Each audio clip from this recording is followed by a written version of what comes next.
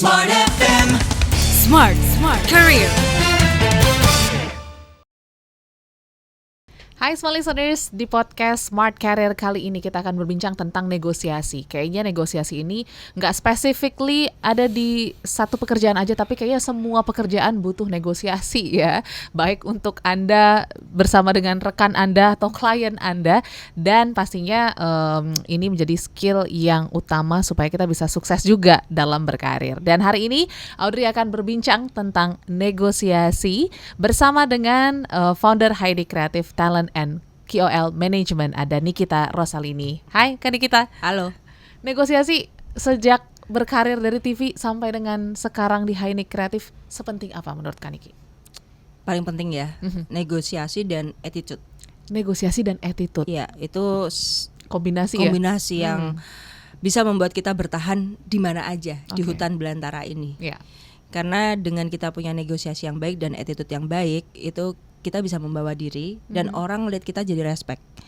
Tapi kalau kita nggak punya skill, kita masih bisa belajar. Tapi kalau nggak punya negosiasi sama attitude. Kelar. Ya.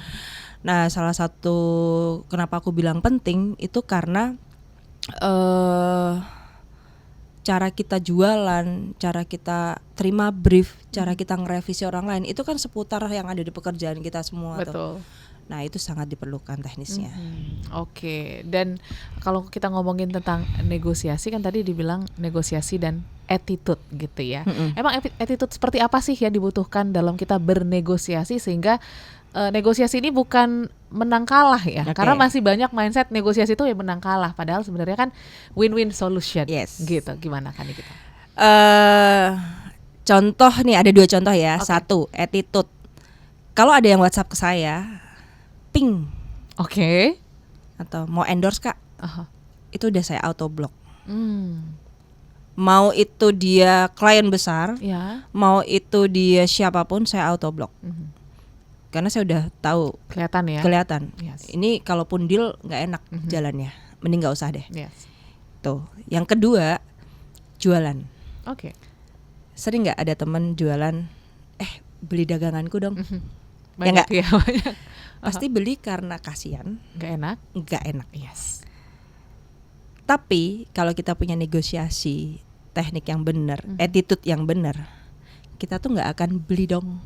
Tapi kita akan membuat produk kita terus terlihat, nunjukin value-nya sampai mereka datang ke kita. Lu jualan apa sih? Oke. Mau dong? Beda nggak rasanya? Beda banget. Ketika barangnya dibeli. Ya. Nggak ada rasa kasihan, Betul. nggak ada rasa rendah, punya value. Nah, itu yang saya lakukan. Oke. Dan kalau di saat negosiasi tidak deal nih, Kak, bla bla bla bla bla bla bla. Aduh Kak, ternyata nggak jadi nih campaign-nya. It's okay Kak, nggak apa-apa. Stay cool. Yes. Mungkin hari ini nggak jadi, tapi dengan kita komunikasi yang baik, someday mereka akan ingat. Sama Kani kita aja enak orangnya, gitu. Oke. Nah itu handling penolakan ya, Yes. itu juga challenging karena kan apalagi kalau kita ketemu tatap muka nih ya. Terus kita udah ngarep banget ternyata nggak deal. Gimana sih cara mungkin Kani kita selama ini ya untuk menghandle hal tersebut? Pasti awal-awal kita mengalami kaget, terus juga nggak bisa menyembunyikan rasa kecewa gitu. Gimana prosesnya? Oke. Rezeki kita, berkat kita itu bukan datang dari sebuah perusahaan, klien dan sebagainya. Kalau kita udah punya mindset rezeki kita datangnya dari Tuhan, kita dipelihara oleh Tuhan, bukan dipelihara oleh manusia. Mau ditolak kayak apa, itu tidak akan mengganggu kita. Kita jalan aja do the best gitu loh. Tapi kalau kita merasa, gue udah usaha, berarti kamu mengandalkan kekuatanmu, tapi nggak mengandalkan kekuatan Tuhan. Kalau mengandalkan kekuatan Tuhan, ya pakai waktunya Tuhan dong, dealnya kapan, gitu. Oke. Dan juga kalau boleh sharing ya, Kani kita pernah nggak mengingat lagi momen negosiasi yang paling menegangkan, mungkin versi Kani kita, dan juga mungkin atau paling sukses atau paling berkesan deh dalam selama di Heidik ya? Ada brand kopi cukup besar di Indonesia. Dia jalan campaign sama aku sampai akhirnya dia tuh direct message ke Instagram aku. Kebanyakan klien aku akhirnya jadi teman. Oke. Gitu kan. Jadi mereka kita follow-followan. Aha. Terus direct ke Instagram aku. Dia bilang gini, udah lama aku pengen ngomong, aku selalu seneng banget deh kerja sama Hainik. Aku nggak pernah worry dan aku selalu ngerasa nyaman kerja sama Kani kita. Yes. Itu kan harga yang lebih dari rupiahnya. Yes. Diingat seperti itu. Betul. Itu jadi energi yang besar banget lah untuk aku untuk jalan terus. Tapi kalau untuk yang buruknya pernah waktu itu revisinya nggak masuk akal, KOL dirugikan. Oke. Aku mau mengambil langkah, udah deh rugi aja nggak apa-apa. Jadi aku bilang sama kliennya, ini udah nggak make sense, saya batalin KOL biar saya yang bayar. Yeah. Karena saya ini sedang menjaga KOL supaya tumbuh dengan baik. Betul. Kalau saya nggak bisa membatasi revisi nggak masuk akal ini, yang nggak sesuai dengan perjanjian. Nama baik saya jelek di KOL nanti. Saya telan deh ruginya. Akhirnya mereka respect dong, ya kan? Oke. Duh, kok berani banget nih di cancel gitu kan? Habis itu, yaudah Kak, gini aja solusinya, gini nih. Oke, gitu. Jadi kita harus tahu kapan kita harus bertaring, kapan kita harus merendahkan diri. Iya Kak, gini. Tapi kalau ini udah kelewatan, kita juga harus tegas. Yes. Gitu. Makanya saya kalau di grup KOL itu dar-dar banget. Ini harus dikejar-kejar nih posting. Tolong dicatat ya nama-nama orang-orang yang dikejar-kejar, yang harus dikejar-kejar posting. Habis ini jangan ikut campaign lagi. Saya setegas itu. Yes. Karena supaya seleksi alam, betul, yang tertinggal tuh benar-benar yang good dan mau dipercaya dari hal-hal kecil. Karena kalau kita udah dipercaya dari hal-hal kecil bisa, pasti nanti dikasih hal-hal yang besar. Gitu. Oke, itu tadi menarik ya. Kita harus tahu momen ya, kapan bertaring, kapan bertarung, kapan kita merendahkan diri, dan juga mungkin ya minta maaf juga gitu. Betul. Ya. Betul. Kadang harus menelan kerugian juga. Tapi aku sekarang udah di titik kalau aku dirugikan atau aku harus menelan kerugian, itu tuh pasti balik kok. Ya. Itu aja. Percaya rezeki itu ada. Berarti aku sedang menabur sesuatu. Oke. Untuk aku menuai nantinya, dan itu benar-benar worth banget di aku. Oke. Gitu. Menarik ya. So dari pengalaman dulu sampai dengan sekarang, apa mungkin do and don'ts-nya dalam bernegosiasi yang Kak Nikita bisa kasih lah tipsnya kepada smart listeners kita? Oke. Pertama, kalau ngubungin orang yang belum dikenal, make sure kenalin diri dulu. Halo, nama saya Nikita, saya dari Hainik Kreatif, saya sedang ada campaign. Kira-kira SOW-nya seperti ini. Kakak tertarik nggak sih? Gitu. Itu aja masih sering banyak orang bilang salah gitu loh. Kadang suka di screenshot, apaan lu budgetnya segini gini gitu kan. Ya udah nggak apa-apa. Yang penting kita udah mencoba untuk berkomunikasi yang baik. Itu kalau ke orang yang baru pertama kali dikenal. Tapi kalau orang yang udah cukup kenal ya, paling nggak halo, permisi gitu kan. Ingat aku nggak gitu kan. Oke. Jangan langsung lu bisa nggak nyediain ini. Buat gue itu so asik banget sih gitu loh. Apalagi jujur ya, entah ini bisa jadi salah sih. Ini karena aku manusia biasa, aku bisa salah juga. Betul. Ini bisa jadi salah. Aku tuh paling nggak suka langsung di direct telepon.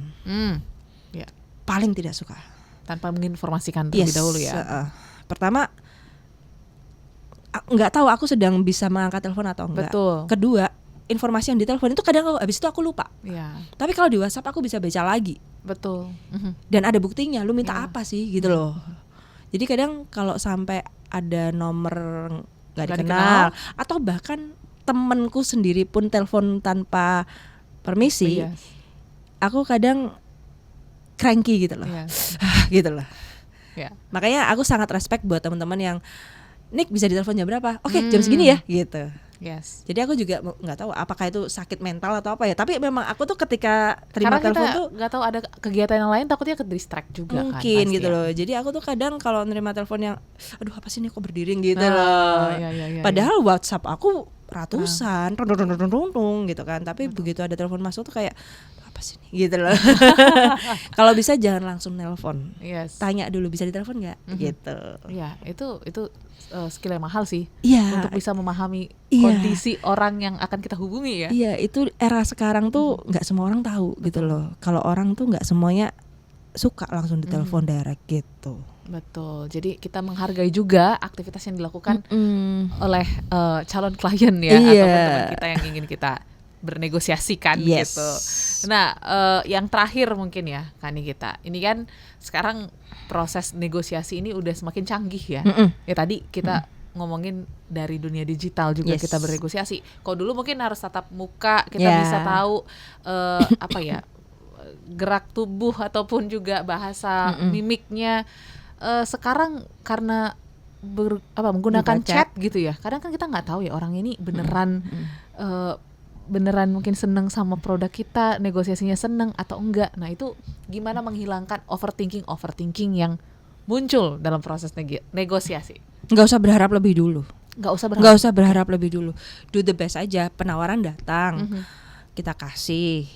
Mereka follow up lagi, kita kasih. Gagal ya udah. Bisnis tuh seperti itu. Yeah. Kayak buka toko kelontong. Oke.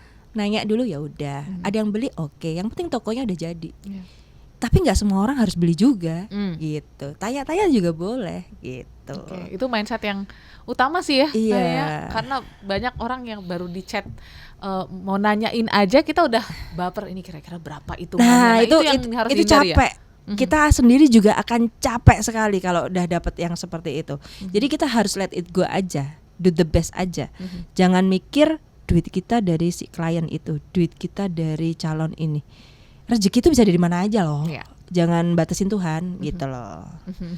Oke, Gitu. ini menarik ya. Jadi pembelajaran juga nih untuk small listeners yang mungkin membutuhkan skill negosiasi. Tapi yang pasti intinya jam terbang juga perlu banget ya dalam proses ya, negosiasi. 10 tahun di dunia entertainment saya ya udah ngerasain dilempar random pernah gitu kan, dimaki-maki orang pernah di jalan gitu kan.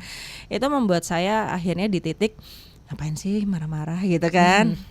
Ya udah deh kalau lu marah-marah gue dengerin dulu deh gitu. Yes. Sekarang di titik itu sih. Terus kalau sekarang ada di titik kerugian, pernah satu project itu saya harusnya dapat sekitar 50 sampai 100 juta lah. Tapi karena ini negosiasinya nggak enak nih, Iya. udah deh aku mundur, aku nggak ikut, ambil aja semuanya. Ada, karena menurut aku uang segitu nggak worth it untuk aku akhirnya jadi musuhan sama dia. Betul. Gitu kan, atau aku harus nggak enak-enakan sama dia gitu. Udah deh ambil aja gitu.